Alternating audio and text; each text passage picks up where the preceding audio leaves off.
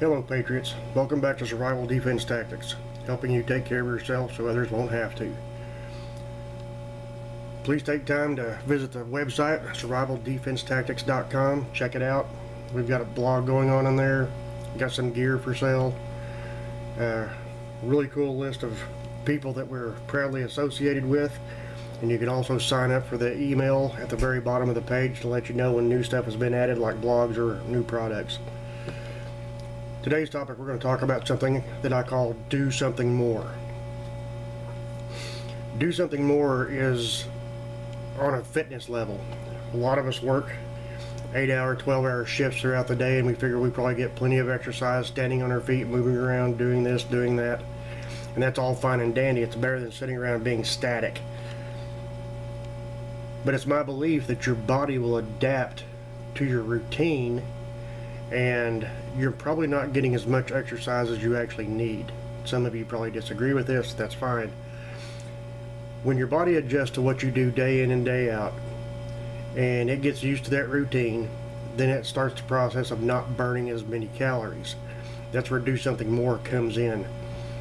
And I know after 8 hours or 12-hour shifts on your feet all day, the last thing in the world you want to do is come home and work out. I understand that. It's real easy to make an excuse not to do something physical fitness. I know, because I'm guilty as sin of it myself. So why is fitness so important? Well, it pertains to your health. Fitness doesn't necessarily mean powerlifting, bodybuilding, Mr. Olympia competitions, things of that nature. Physical fitness is just simply having the energy to make it throughout your day without dragging somewhere around lunchtime from then on. The benefits of health obviously is more energy, you feel better about yourself, it helps boost your immune system. There's all kinds of benefits from just being healthy and trying to get in shape. If you're already in shape, I highly encourage you to stay that way. If you're not in shape like me, you need to get that way. And believe it or not, my not in shape is nobody's fault but my own. Just pure laziness and the love of donuts. I can't make it any more simple than that. There are ways of getting in shape that do not require expensive gym memberships.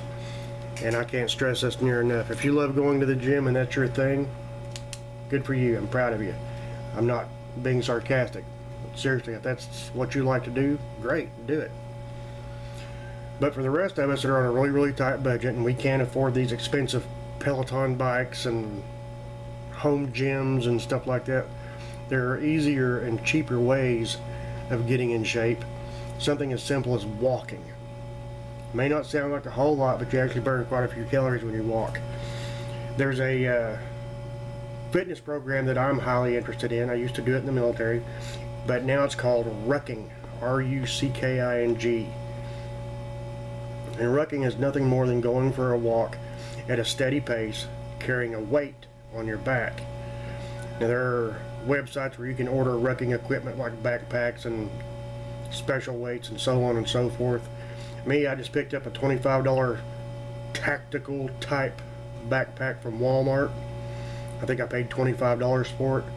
And then I take bottled water and I tape 5 bottles together with some duct tape in a row. It makes basically a 5-pound weight.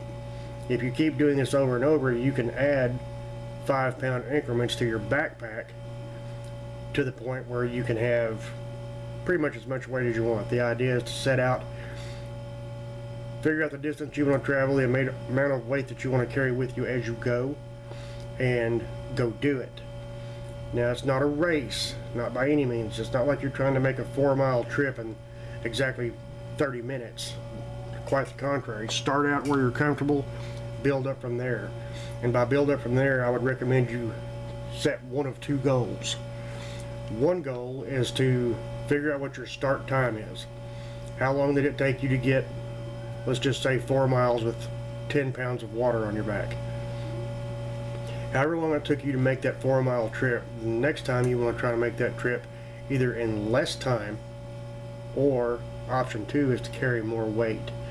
For me, I'm going to try to shorten my time, and when it becomes kind of stale where I've reached whatever my peak time is for that trip, that's when I'll start adding 5-pound weights at a time.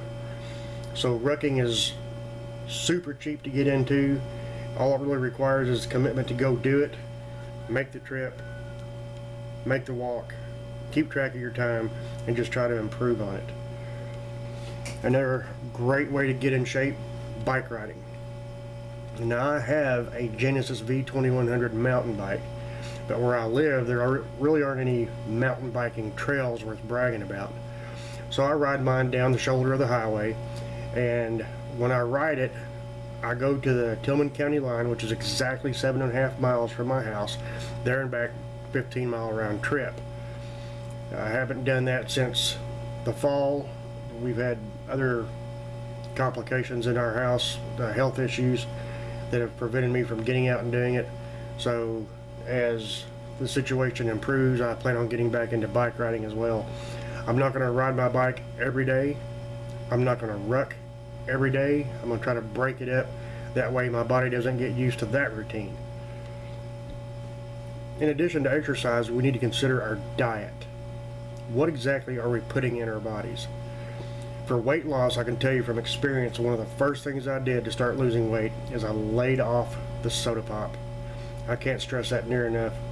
And for all you that drink diet soda and think, well, I'm already a step ahead. Well, technically I guess you are, but still soda pop has got so much garbage and junk in it, including diet pop, that it's really not good for you anyways. The unbelievable amounts of sugar they put in there, or artificial sweeteners alone, are enough that, well, you should just really stay away from it. Other things you can do concerning your diet, believe it or not, as simple as it is, eat more fruits and vegetables. For the love of God, lay off the potato chips. Potato chips are kind of like soda pop, they're just not good for you. Yes, they are super yummy. I am guilty of sin of eating them by the bagfuls, and, well, you have to commit to make the change for yourself. Nobody's going to improve your health but you. If you reach a certain point in your life where you're sick and tired of feeling sluggish and run down and wore out, well, it's up to you to make the change. Think about it like this. The older we get, the worse our bodies become.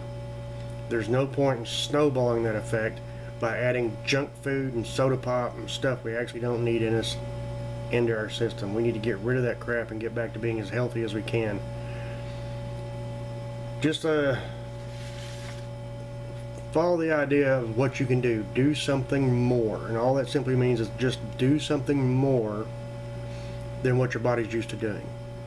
If you're already a marathon runner, I'm not asking you to go from a 20-mile run to a 30-mile run overnight. Not by any means. If you're a marathon runner, you're probably already in better shape than I'll ever be. Like I said before, if you're already in shape, just stay motivated to stay in shape. If you're not in shape and you're wanting to get in shape, find your motivation, whatever it is, and get off the couch and get on the bike or get on the pavement, start walking. If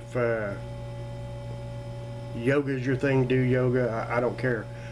Find whatever it is that you think you'll be comfortable with and make the most of it. You can do this. If I can do it, you can do it. Anybody can do it. Just stay motivated, stay positive. Don't expect miracles to happen overnight. That's just simply not going to happen. If you have a cheat day where you fall off the wagon and have a couple of donuts and a soda pop, don't beat yourself up too bad. It's going to happen. Just try to stay motivated, stay positive. Thank you for listening. Stay safe. God bless.